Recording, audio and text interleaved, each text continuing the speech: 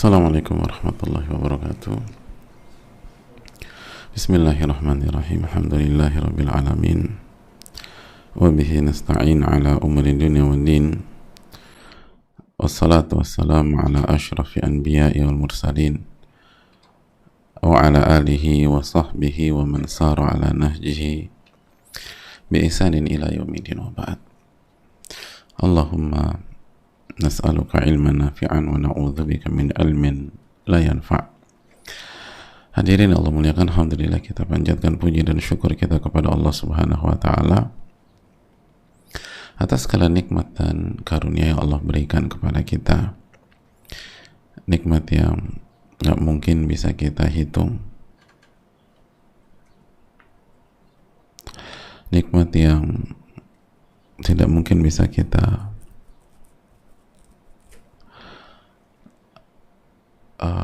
angkat satu demi satu. Wa in ta'uddu ni'matallahi la tuhsuha. Jika kalian ingin menghitung-hitung nikmat Allah, maka kalian gak akan bisa menghitungnya. Gak akan bisa menghitungnya.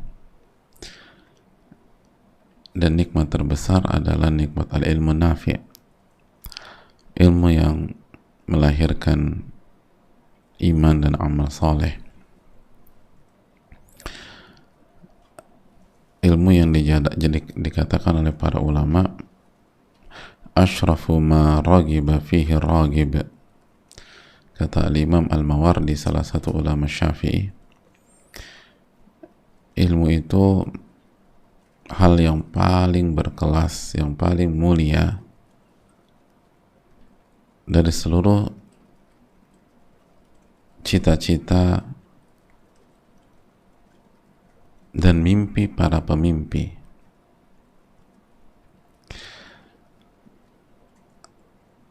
Jadi semua cita-cita yang diinginkan oleh manusia itu yang paling tinggi al-ilmu nafi'.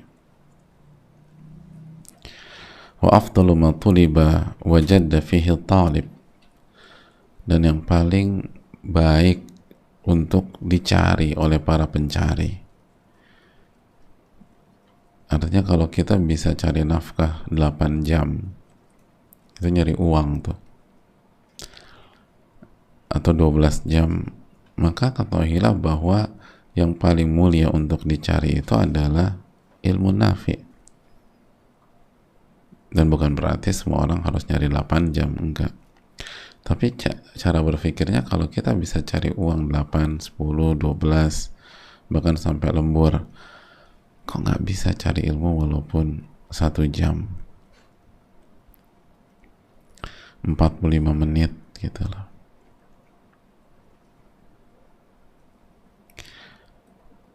Itu kan hal yang menggelitik ya hadirin. Karena ilmu ini yang paling mulia dan gak akan kontradiksi kok. Ilmu yang benar itu gak akan membuat performa kita dalam berikhtiar dunia itu menurun. Percaya deh. Karena udah terbukti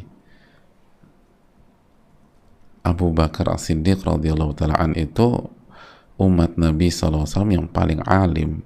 Tapi apakah beliau bangkrut dari segi dunia? Enggak. Beliau kaya dan tetap kaya gitu loh. Dan beliau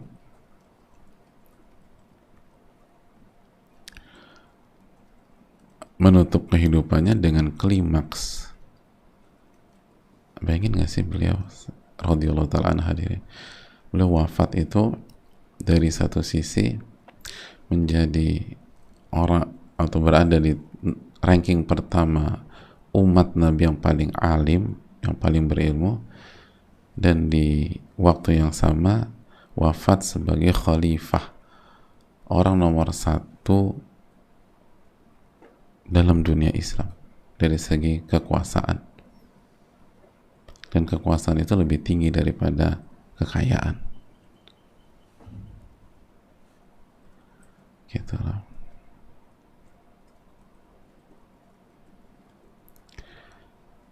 Jadi hadirin Allah muliakan,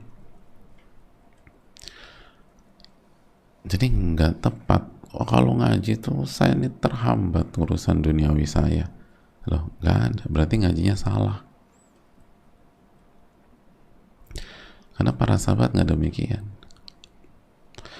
Kecuali orang-orang yang benar-benar mau menyelam dan belajar khusus dan menjadi spesialis, dan akhirnya dia resign dan fokus. Tapi kan nggak semua orang seperti itu. Para sahabat nggak seperti itu. Abu Hurairah ya, tapi Khalid bin Walid enggak. Gitu. Uthman bin Affan tetap jadi pengusaha. Jadi hadirin Allah muliakan, kalau kita bisa, kenapa ini nggak bisa? Kalau kita bisa konsisten nyari uang, nyari rizki gitu ya, nggak pernah berhenti, kenapa kajian nggak konsisten? Ya kalau saya nggak punya uang tuh saya bisa mati, Ustadz. Loh, ini juga bisa mati hati, lebih parah malah. Kalau jiwa dan hati kita mati, kita akan sengsara di dunia walaupun banyak uang, dan kita akan diazab di alam kubur, dan kita akan berakhir tragis di akhirat kelak. Makanya itu dijelaskan para ulama, seperti dijelaskan oleh Imam Al-Mawardi rahimahullah, salah satu ulama Syafi'i ini mengatakan, wa afdalu ma tuliba wa jadda fihi talib. Ini yang paling afdal untuk dicari, ini yang paling afdal untuk diperjuangkan dalam hidup tuh ini. Dan Allah itu maha baik. Allah nggak nuntut semua kita jadi ulama, nggak nuntut kita semua jadi spesialis, tapi setidaknya itu kita berusaha mempelajari ilmu yang menjadi kebutuhan kita sehari-hari, ilmu yang menjadi makanan pokok dari hati dan roh kita. Kalau enggak, roh dan hati kita tuh mati, hadirin. Dan kalau udah jiwa yang mati, hati yang mati, ya Allah, itu hidup berantakan, seberantakan-berantakannya. Dan harta aja nggak bisa berbuat banyak, nggak bisa.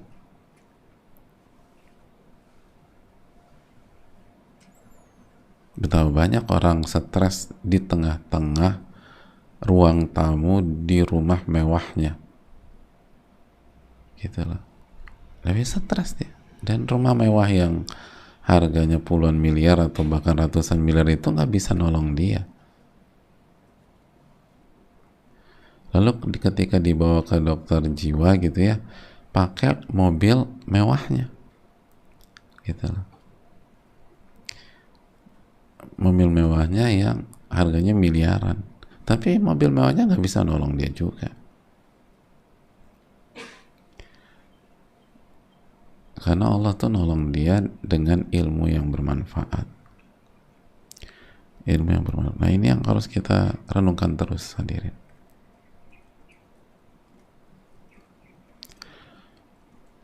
Wallahu ta'ala alam bisawab. Oleh karena itu, mintalah ilmu yang bermanfaat. Allahumma inna nas'aluka ilman nafi'a wa na'udzubika min ilmin la yanfa'. Lalu jaga syahadatain kita, jaga iman kita, tauhid kita, dan jaga semangat kita mengikuti Rasulullah SAW. Dan marilah kita hanturkan salawat dan salam kepada Rasulullah SAW beserta para keluarga, para sahabat, dan orang-orang yang istiqomah berjalan di bawah naungan sunnah beliau sampai hari kiamat kelak. Hadirin Allah muliakan, kita akan masuk ke pembahasan kita. Hadis yang pertama. Hadis yang pertama. Hadis yang sangat penting untuk kita renungkan dalam bab ini.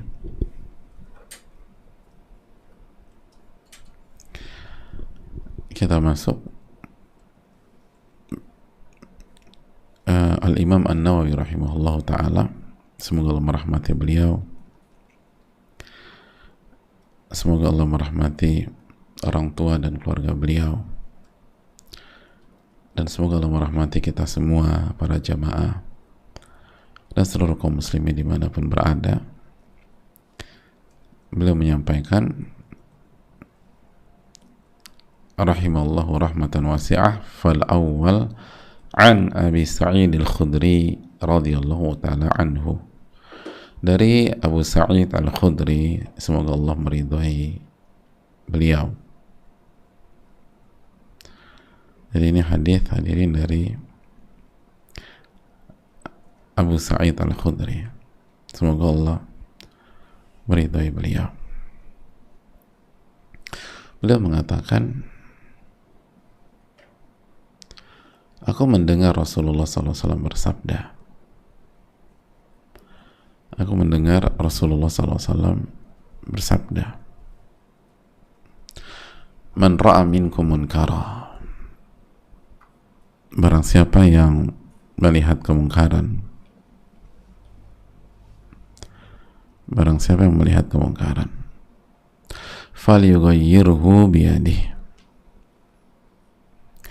maka hendaknya dia rubah dengan tangannya. Jadi hendaknya dia rubah dengan tangannya. Fa in lam yastati' fa bi lisanihi,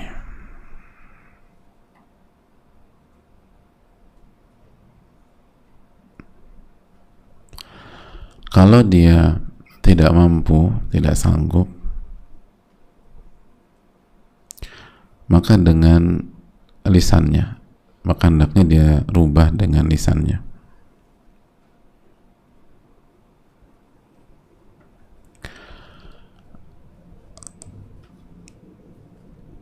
Jadi dirubah dengan lisannya, hadirin. Fa in lam yastati' fa biqalbihi,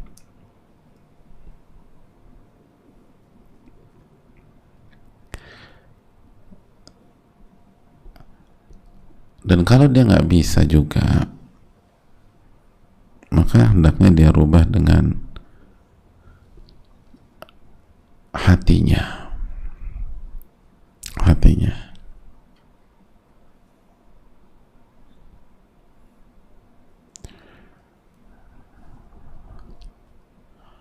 Wa dzalika adhaful iman.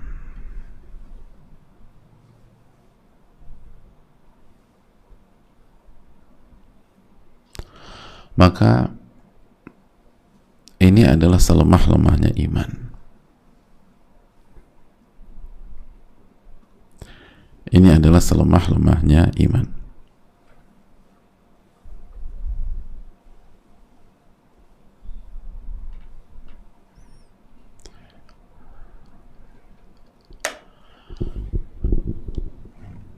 Ini salah satu hadis yang sangat penting dalam amar ma'ruf nahi munkar. Man ra'a minkum munkaran falyughayyirhu biyadihi, fa in lam yastati' fa bilisanihi, fa in lam yastati' fa biqalbihi, wa dzalika adhaful iman. Ini adalah selemah-lemahnya iman. Dengan tangan, lalu kalau nggak bisa dengan lisan, kalau nggak bisa juga dengan hati, dan itu selemah-lemahnya iman. Mari kita lihat apa keterangan para ulama dengan penuh keterbatasan kita tentu saja. Man ra'a minkum munkaran, barang siapa yang melihat kemungkaran. Lihat redaksi itu, man ra'a minkum munkaran. Lihat lagi hadis itu, hadirin.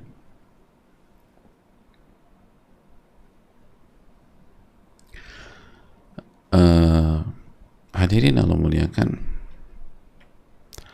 hadis ini menjelaskan, atau penggalan ini, man ra'a minkum munkaran,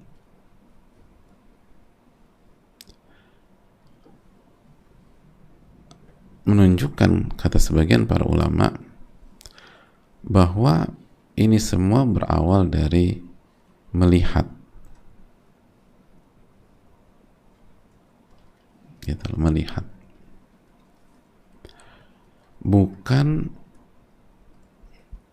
mencari-cari kesalahan saudara atau orang lain.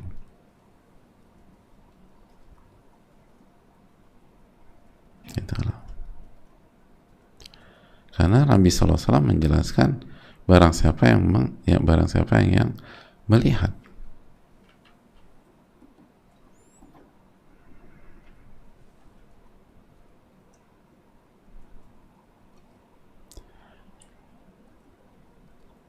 Gitu.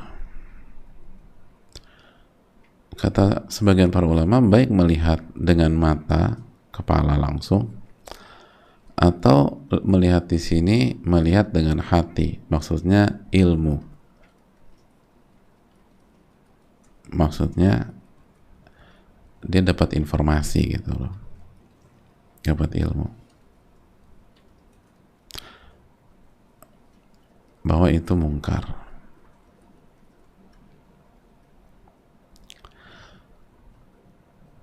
Adapun ulama mengatakan kalau cari-cari kesalahan, maka itu bukan konteks dari hadis ini. Jadi hadis ini bukan menganjurkan kita untuk cari-cari kesalahan orang.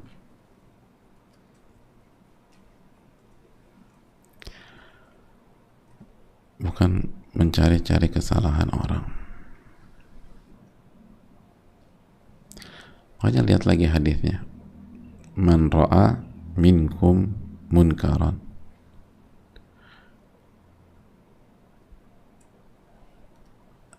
Barang siapa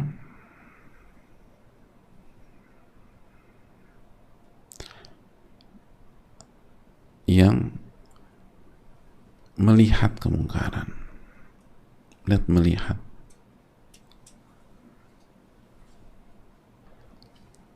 Bukan mencari-cari aib orang. Dan kita sudah jelaskan bahwa Nabi SAW nggak suka dengan orang-orang yang suka mencari aib dan kesalahan orang. Bahkan beliau SAW bersabda, ya ma'syara man amana bilisanihi wa lam yadkhulil imanu qalbah. Wahai orang-orang yang baru beriman dengan lisannya dan imannya itu belum masuk ke dalam hatinya. Jadi imannya baru di lisan doang, belum masuk ke dalam hati. La tagtabul muslimin. Kalian tuh jangan menggibahi orang-orang beriman. Jangan menggibahi umat Islam, al-muslimin. Jangan menggibahi umat Islam. Jangan menggibahi orang Islam, seorang muslim. Lihat dalam kan. Hanya mengklaim iman di lisan dan iman itu belum masuk ke dalam hatinya. Wala tattabi'u awratihim.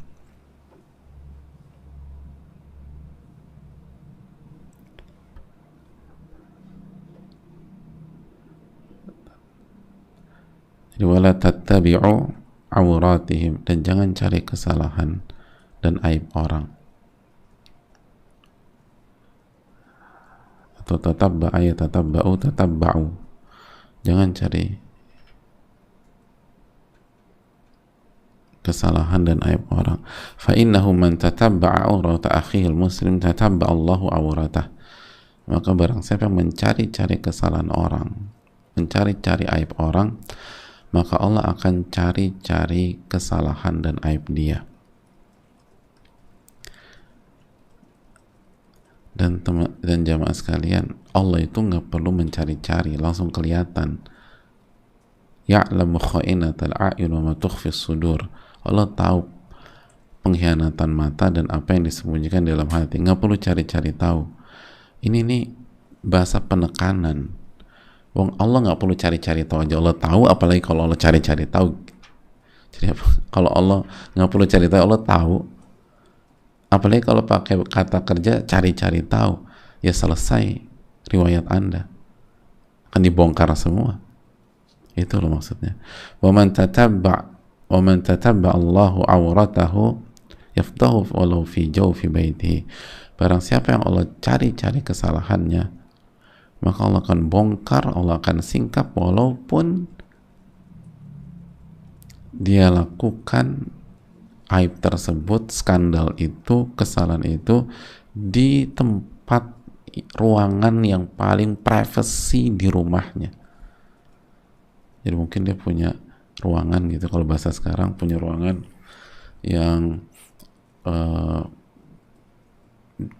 dindingnya tuh dilapiskan berbagai macam bahan sehingga koneksi internet nggak masuk, nggak ada CCTV, nggak bisa disadap sama pihak manapun. Yang paling privacy udah, sinyal nggak ada, TV nggak ada, terus dia lakukan di sana sebuah aib, sebuah skandal segala macam. Allah bisa ungkap itu. Allah bisa bongkar.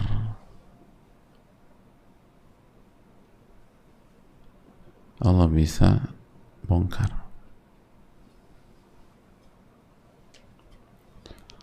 Itu hadirin. Ngeri lah. Jangan pernah cari-cari kesalahan orang. Karena kita juga punya kesalahan, hadirin. Tapi ini aib. Emang Anda nggak punya aib? Emang kita nggak punya aib?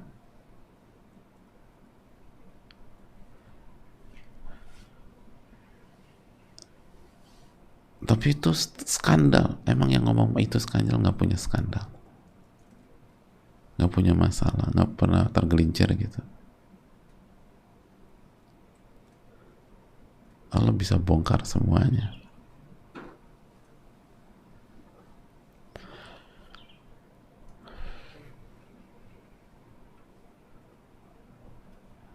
Itu yang perlu kita tanamkan.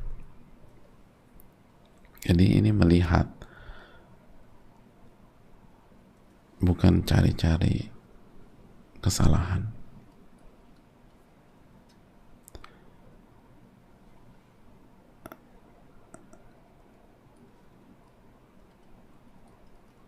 Karena ini penting, hadirin.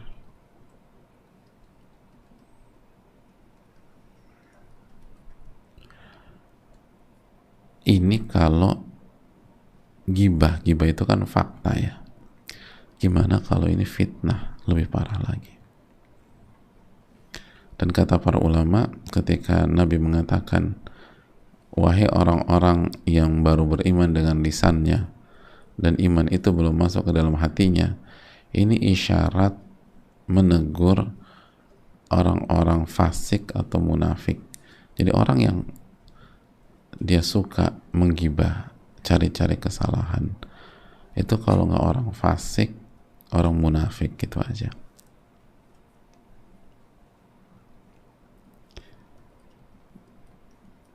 Jadi kalau kita dengar, kok nih orang tahu banyak tentang teman kita atau saudara kita, terus dia ceritain ke kita.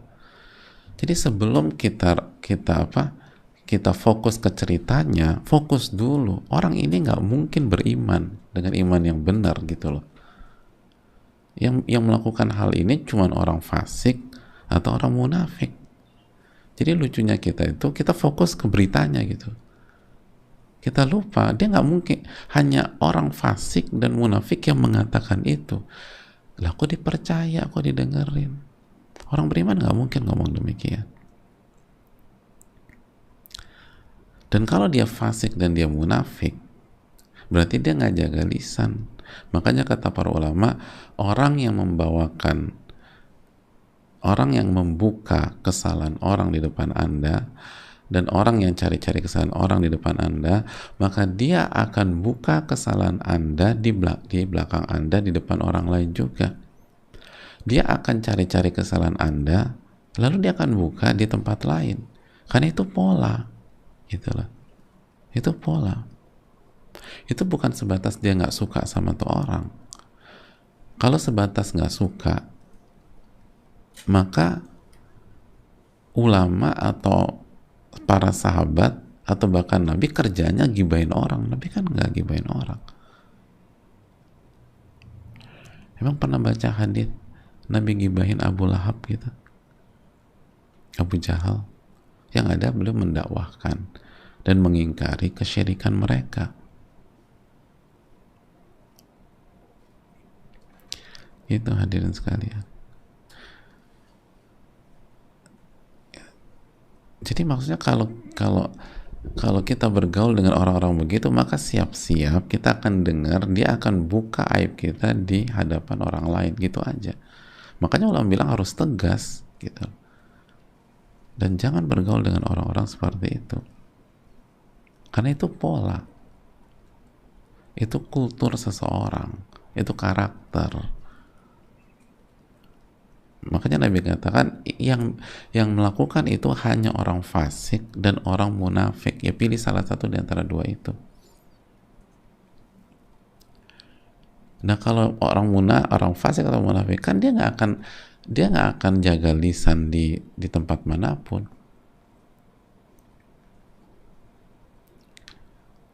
Gitu hadirin. Jadi banyak di antara kita nih ilaman rahimah rabbuh itu begitu dengar berita tentang teman kita, saudara kita, itu fokusnya ke beritanya. Iya, masa iya sih gitu. Harusnya fokus pertama kita, kok Anda bisa tahu? Dan kalau Anda tahu begitu, kenapa Anda cerita ke saya? Apa hubungannya dengan saya? Kan harusnya berpikirnya begitu dulu. Kenapa kok Anda bisa tahu? Itu kan privasi, itu kan hal-hal yang sangat privasi, kok Anda bisa tahu? Lalu kalau memang Anda tahu, kenapa Anda cerita ke saya? Kecuali kalau saya yang berwajib dan seterusnya, kenapa Anda cerita ke saya? Makanya ulama kan gitu. Ketika ada salah satu murid Syekh Muhammad bin Ibrahim rahimahullah, salah satu ulama senior di abad ke-20, menyampaikan ada pihak yang menyebutkan hal yang negatif tentang beliau. Kalimat pertamanya apa? Apakah syaitan tidak punya kurir kecuali Anda? Gitu. Bukan siapa yang bilang, terus dia bilang apa aja, segala enggak. Apakah syaitan nggak punya kurir kecuali Anda? Kenapa Anda sampaikan ini ke saya? Udah, saya banyak urusan, saya pergi. Gitu, dicuekin. Man ra'a minkum munkara. Gitu. Lalu poin berikutnya jamaah sekalian, kembali ke hadis tersebut, man ra'a minkum munkara. Barang siapa yang melihat kemungkaran, barang siapa yang melihat kemungkaran, berarti kata para ulama kita ini khusus kemungkaran. Jadi yang kita lihat adalah kemungkaran, maka harus dipastikan itu kemungkaran, karena nggak semua yang kita pikir kemungkaran itu kemungkaran. Nggak semua hal yang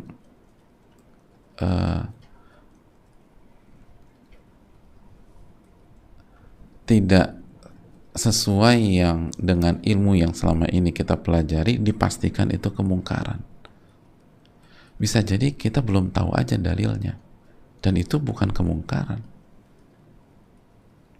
Kata para ulama, adamul ilmi bisyai' la yastalzimal ilma bil adam. Ketidaktahuan Anda tentang sesuatu bukan berarti sesuatu itu nggak ada. Ketidaktahuan kita tentang sesuatu bukan berarti sesuatu itu tuh nggak ada. Gitulah hadirin.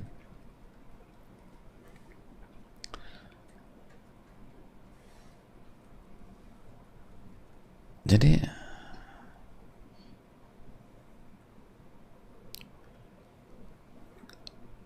ketidaktahuan kita terhadap sesuatu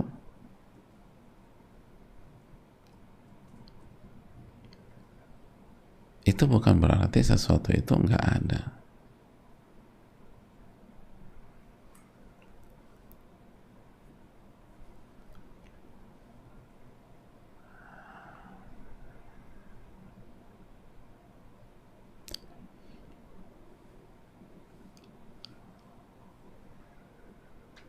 gitu.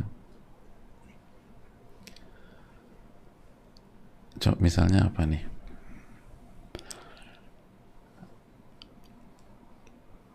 Antum tahu Pulau Migingo nggak? Gitu. Ada nggak Pulau Migingo?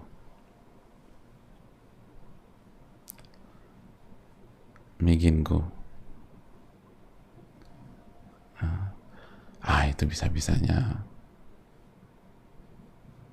Pak Ustadz aja. Lalu itu ada pulau itu di Afrika. Itu diperebutkan Kenya sama Uganda. Itu pulau kecil banget kayak lapangan bola. Jadi ketika kita nggak tahu ada pulau itu, bukan berarti itu pulau tuh nggak ada. Sampai diperebutkan dua negara. Sama, sesuatu yang kita nggak tahu ilmunya bukan berarti dipastikan hal itu mungkar. Gitu loh. Jadi hati-hati. Nah kita nih kadang-kadang langsung mencap mungkar sesuatu yang kita nggak tahu atau yang belum kita pelajari.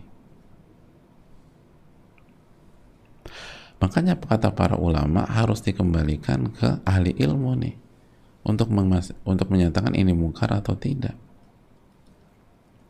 Dan bukan hanya itu, para ulama mengatakan bahwa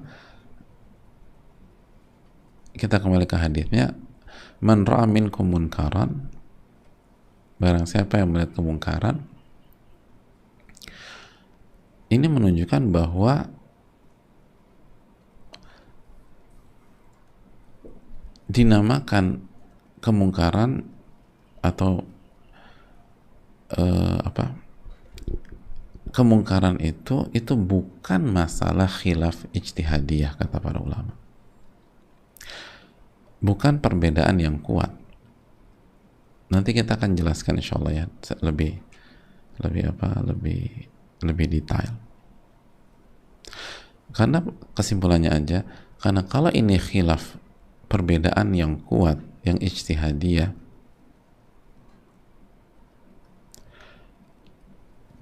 maka tidak diingkari, namun didiskusikan, gitu, dibahas secara ilmiah. Tapi diingkari dengan tangan tidak. Ada kaidah di dunia para ulama, la inkar fi mas'alatin ijtihadiyah. Tidak ada pengingkaran dalam masalah perbedaan ijtihadiyah. Tapi ingat, bukan kita yang menilai ini kan khilaf, ini kan khilaf. Karena khilaf itu ada dua, ada khilaf ijtihadiyah yang kuat, ada khilaf yang lemah, yang nggak kuat. Yang dianggap itu yang kuat, adapun yang lemah nggak dianggap dan tetap boleh diingkari. Makanya kata para ulama dikembalikan ke ahli ilmu. Ini penting. Ini penting. Jadi bisa jadi yang kita pikir itu mungkar padahal tidak mungkar, atau ternyata tidak mungkar. Bahkan itu sebuah hal yang didukung oleh dalil, atau bisa jadi bahkan ternyata kita yang salah, dia yang benar, gitu loh. Atau yang kita anggap kemungkaran ternyata itu masalah khilaf ijtihadiyah, gitu loh, yang sama-sama kuat dalilnya antara kita dengan saudara kita tersebut. Nah ini perlu di cross check lagi dan ditanyakan kepada ahli ilmu yang rusuh, ahli ilmu yang rusuh, yang ilmunya kuat, gitu loh.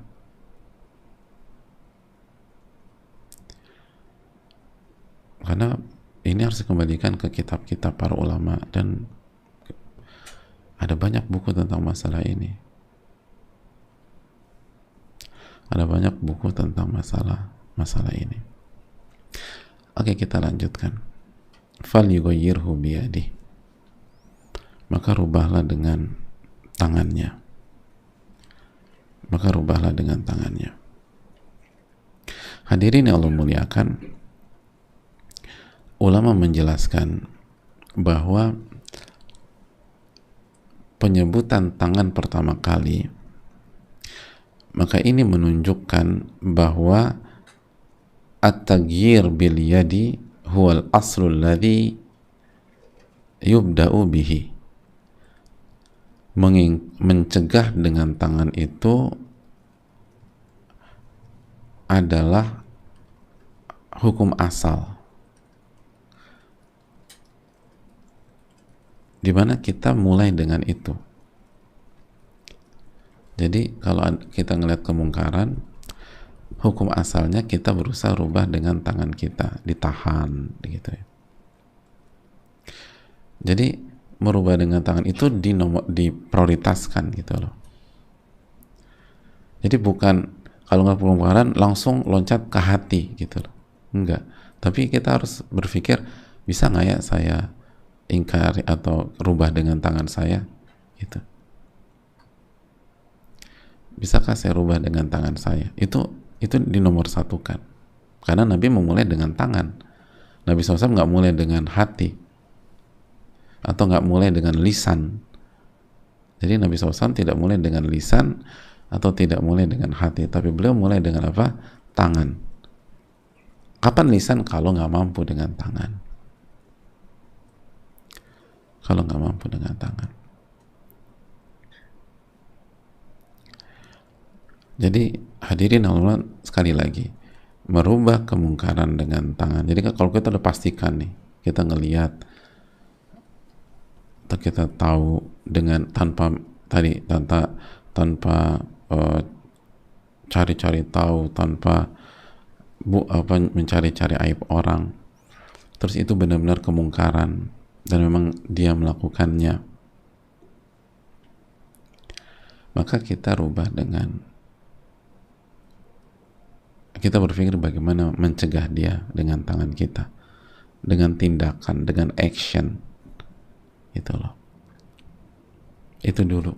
Jadi itu cara berpikir ilmiah, cara berpikir yang mundhabit, artinya yang ilmiah, yang sesuai dengan kaidah. Gimana merubah dengan tangan atau action atau langsung langkah nyata, tindakan gitu loh. Nah, fa illam yastati', kalau dia tidak bisa, kalau dia tidak sanggup di sini setidaknya kata para ulama, dia memang nggak mampu, nggak sanggup, yang melakukan kemungkaran lebih kuat dari dia dari segala aspek atau dari salah satu sisi, atau hadirin dia sanggup secara kekuatan, tapi kalau dia ingkari akan menimbulkan masalah yang sama atau lebih besar.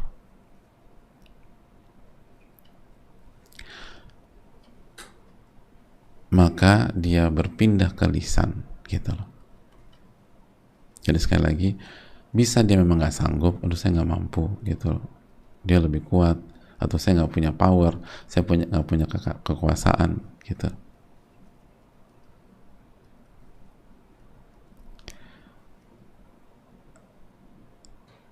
Atau kalau dia cegah akan menimbulkan masalah yang jauh lebih besar, mudarat yang jauh lebih besar. Kata Al-Imam Nawawi membawakan keterangan Al-Qadhi Iyad, Imam Nawawi dalam Syarah Muslim itu membawakan keterangan ulama. Beliau menjelaskan bahwa fa'in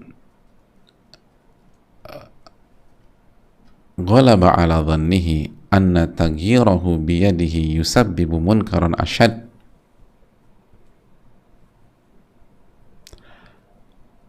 apabila gitu loh, dia punya dugaan kuat, dia punya analisa yang kuat bahwa upaya mencegah kemungkaran yang dia lakukan dengan tangannya itu bisa menyebabkan kemungkaran yang lebih besar, lebih parah. Di dalam kitab itu dijelaskan min qatlihi aw qatli ghairihi bisababi kaffi yadihi iktasara 'ala al-qawli bil lisan. Contohnya misalnya dia bisa dibunuh gitu loh. Atau orang itu ngebunuh yang lain. Mungkin bukan dia yang dieksekusi tapi yang lain. Karena dia lebih kuat misalnya. Tapi orang ini akan nyerang yang lain. Gara-gara dicegah sama dia. Maka kata para ulama iktasara 'alal qawli bil lisan. Maka jangan dengan tangan, tapi cukup dicegah dengan ucapan lisan, nasihat, dan ancaman, bawakan dalil bahwa ini dosa, akan diazab dan seterusnya. Itu hadirin. Jadi kita harus berpikir apa efek ke depan. Adakah efek samping dari tindakan saya ini gitu? Jangan udah kita eksekusi aja. Kita katanya enggak. Makanya ulama mengatakan, hadirin Allah muliakan, seperti dijelaskan oleh Al-Imam Ahmad bin Abdul Halim, bahwa nggak setiap orang boleh mengingkari kemungkaran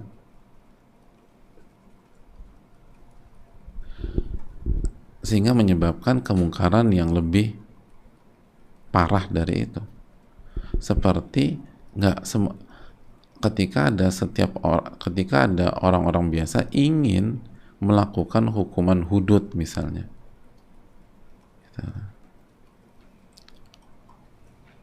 hukuman hudud, hukuman pidana, semua orang gitu loh. Akhirnya dieksekusi atau jadi masyarakat yang bertindak atau apa gitu ya, bukan dibawa ke yang berwajib. Itu nggak bisa. Kenapa? Li'annahu law fa'ala dzalika la afdha ila al-haraj wal fasad.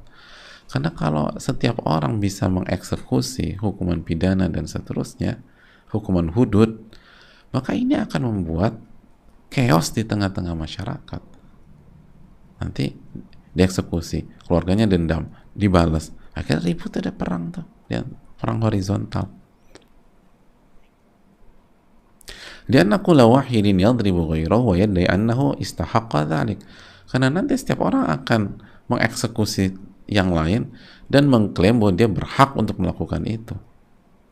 Maka kondisi-kondisi seperti ini, masalah hukuman ketika ada masalah masyarakat atau pidana atau perdata dan seterusnya, itu dikembalikan ke waliul amr, ke pemerintah. Karena pemerintah yang punya power dan yang bisa mencegah kemungkaran yang lebih besar. Karena secara umum masyarakat akan pasrah nerima kalau dihukum sama pemerintah. Beda kalau dihukum sama temennya, ribut nanti, padahal dia salah memang. Dan itu yang terjadi. Jadi lihat bagi para ulama dalam sekali, jadi nggak semua orang bisa melakukan hal tersebut. Tadi keterangan para ulama kita.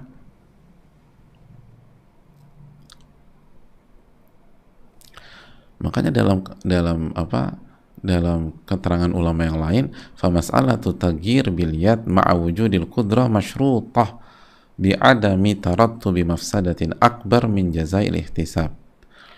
Oleh karena itu, merubah kemungkaran dengan tangan atau dengan action, dengan tindakan,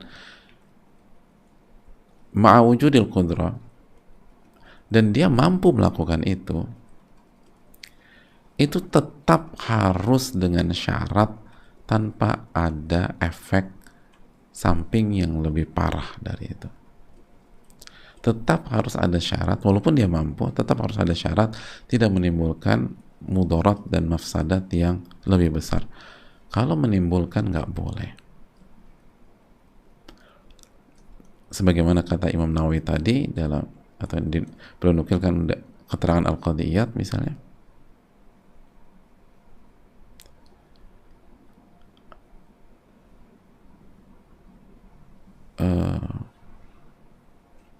Imam Nawawi menjelaskan bahwa kembali ke atau berpindah ke lisan. Nah, setelah kita berpindah ke lisan, gimana sih? Dinasehatin, diarahkan gitu, di apa dengan dengan hikmah, dengan bijak gitu loh, dan seterusnya, diucapkan, dinasihati baik-baik.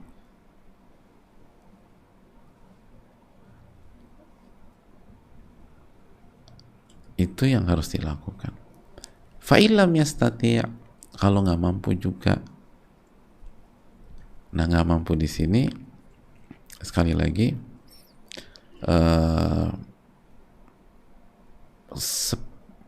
maknanya seperti dengan tangan, seperti dengan tangan.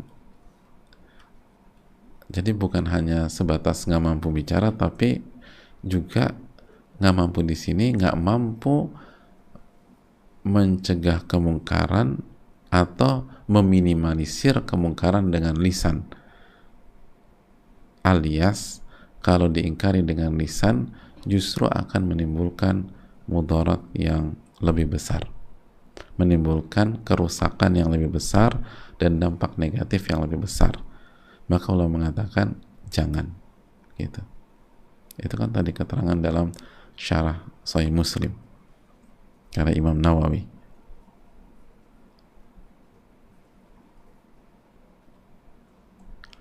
Jadi sama sudut pandangnya, cara berpikirnya sama. Jadi bukan hanya Anda kan bisa bicara, bicara dong. Iya, saya bisa bicara, tapi kalau saya bicara, saya ngerti karakter dia nih. Kalau saya bicara sama dia, ini mudaratnya akan lebih besar. Untuk saat ini, saya nggak bisa bicara.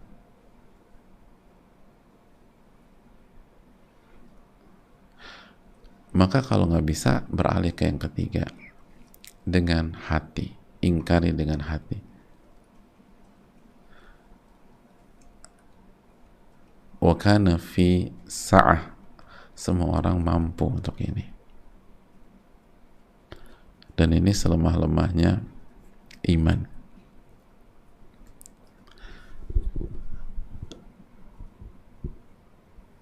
Ini selemah-lemahnya iman. Hadirin Allah muliakan. Jadi ini martabat yang terakhir. Martabat yang terakhir. Atau martabat itu tingkatan yang terakhir. Tingkatan yang terakhir. Semua orang bisa dan harus bisa.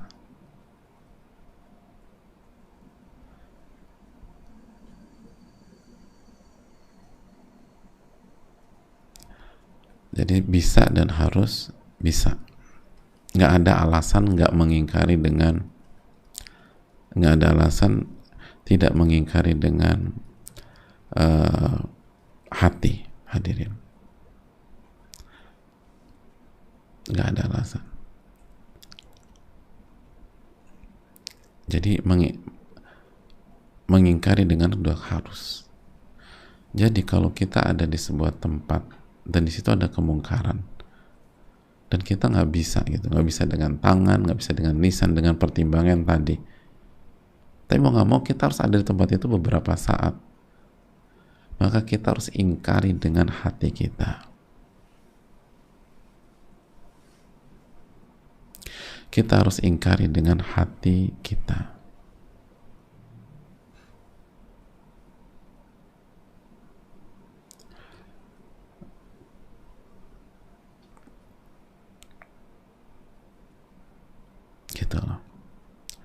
harus ingkari dengan hati kita, wajib ingkari dengan hati. Hadirin Allah muliakan,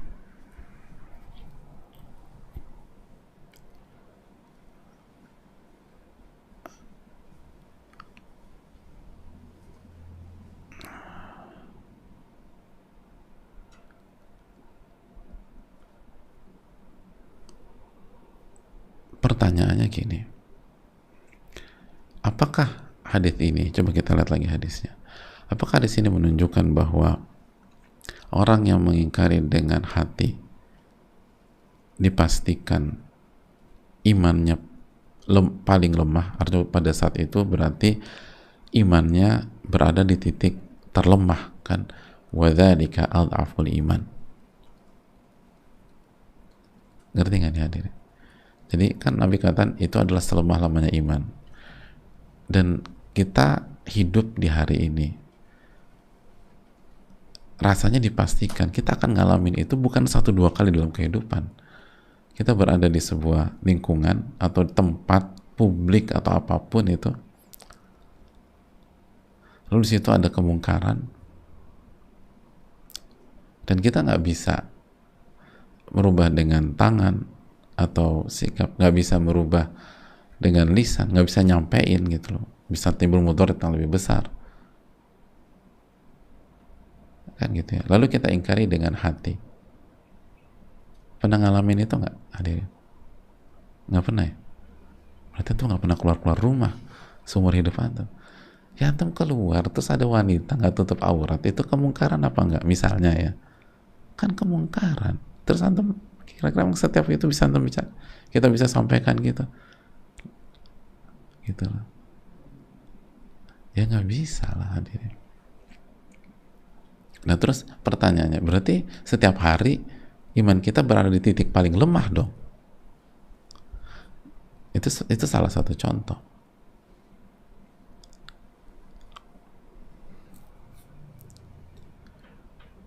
Apakah ini adalah sebuah celaan bagi orang yang hanya bisa mengingkari dengan hati? Hadirin Allah muliakan, dijelaskan oleh Al-Iz bin Abdissalam, salah satu ulama Syafi'iyah. Beliau mengatakan, walam yadhkur dzalika lidzam. Nabi SAW menyampaikan wadzalika adhaful iman, itu bukan bermaksud untuk mencela orang-orang yang hanya bisa mengingkari dengan hati dalam sebuah kondisi.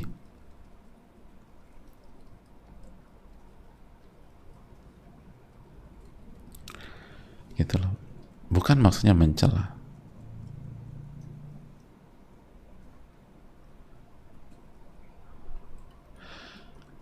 Tapi tujuannya agar kita sadar, agar kita tahu bahwa inilah tingkatan yang paling rendah, sehingga kita punya semangat dan niatan untuk naik kelas ke tingkatan lebih tinggi gitu. Jadi bukan tenang-tenang aja begitu, wah ini kan hati, udahlah, udah bro ya, gue udah ingkari dengan hati, lo enggak. Nah itu kan seringkali kita terjebak di situ, kan udah dengan hati, kan nggak bisa, lo lihat sendiri. Iya setuju, tapi harus ada semangat, kapan ya kita bisa naik kelas gitu loh.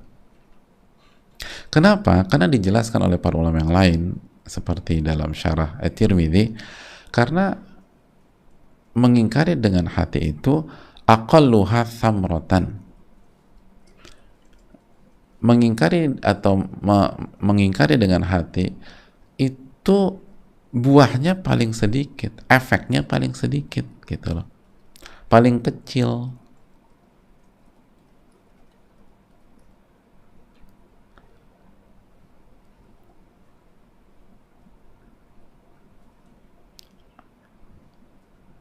Jadi hadirin Allah muliakan,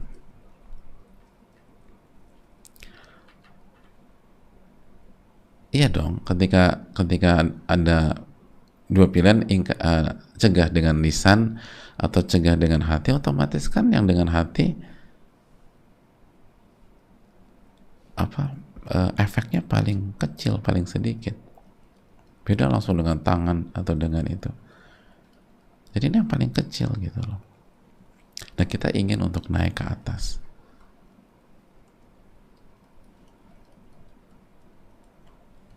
Lalu di antara para ulama mengatakan ini juga menunjukkan bahwa setiap muslim, setiap mukmin wajib mengingkari dengan hati. Kalau dia nggak ingkari dengan hati, baru di situ ada masalah dalam imannya. Kalau dia tenang-tenang aja, santai. Kata Al-Imam Ibnu Hazm, wa dzalika adhaful iman ay laisa wara'a dzalika minal imani syai'. Ini adalah pesan dari Nabi SAW bahwa di bawah itu nggak ada iman gitu.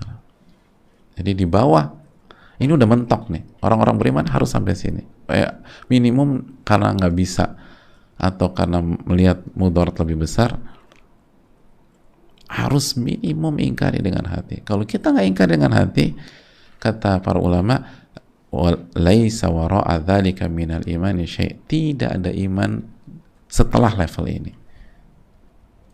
Tidak ada iman setelah level ini. Dan ini penting, hadirin. Karena apa? Karena bisa jadi karena kita setiap hari melihat dan berada di lingkungan yang ada kemungkaran setiap hari, sehingga kita menganggap ini biasa. Karena kita menganggap biasa, maka kita tidak ada pengingkaran di dalam hati, dan itu bahaya besar.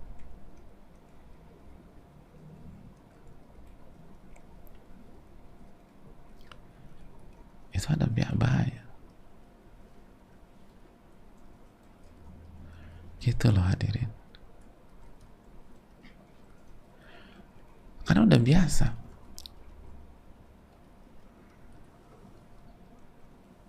Sudah biasa.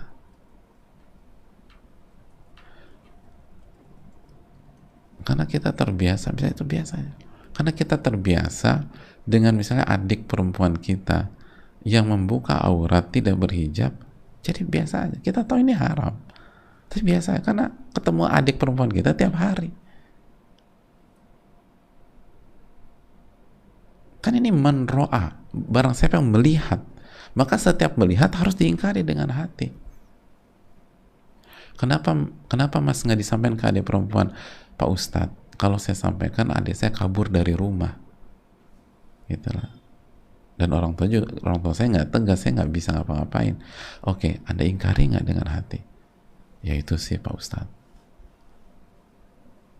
Ya karena terbiasa ya. Ya udah anggap biasa aja. Ini hati-hati loh.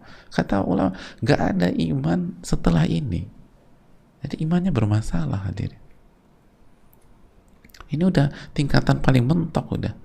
Jadi bukan dicela. Karena memang kata para ulama, di banyak kondisi emang kita nggak bisa berkutik.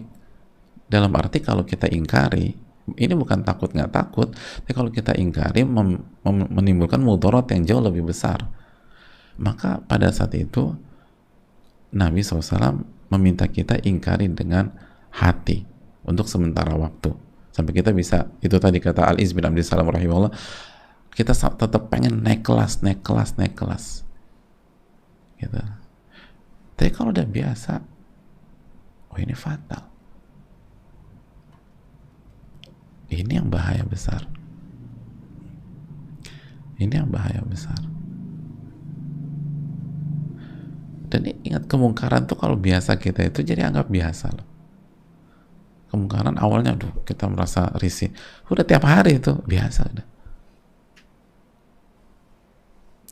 Padahal harus kita ingkari tiap hari dengan hati sambil cari peluang naik kelas gitu loh.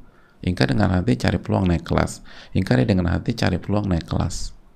Gak boleh didiamkan. Karena ini iman kita yang kita pertaruhkan. Itu yang bisa disampaikan. Mohon maaf agak panjang karena materi ini penting dan gak bisa sayang untuk dipotong. Dan waktu sudah habis. Nah, coba kita renungkanlah hadirin.